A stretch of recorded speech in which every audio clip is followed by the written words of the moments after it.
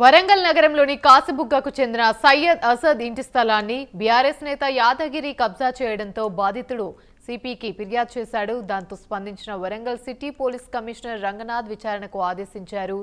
నకిలీ పేపర్లతో భూమిని కబ్జా చేశారని తెలపడంతో నిందితుడిని రిమాండ్కు తరలించారు. తన భూమి తనకు రావడంతో సిపి చిత్రపటానికి అసద్ పాలాభిషేకం చేశాడు.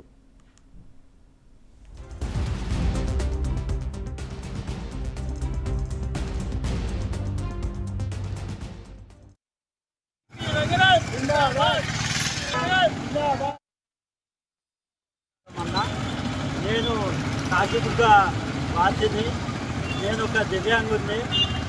గత 10 సంవత్సరాల కానుండి నాకు న్యాయం జరగలేదు. మున్సిపల్ కార్పొరేషన్ 10 సార్లు పోలీస్ స్టేషన్ల చుట్టూ కూడా నేను తిరగడం జరిగింది. కాకపోతే మన కొత్త కమిషనర్ సార్ మాకు ఎంతో అండగా దండగా నాకు నిలబడ్డారు.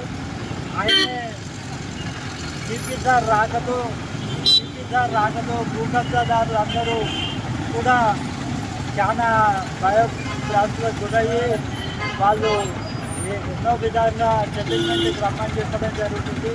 కానీ మేము పోలేదు.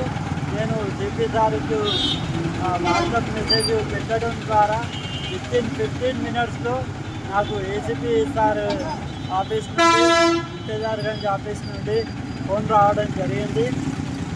ఇవాళ నేను పాలాభిషేకం చేసి ఏవి రంగనాథ్ సార్ సిపి సార్కి కృతజ్ఞతలు తెలుపుకుంటున్నాను సార్.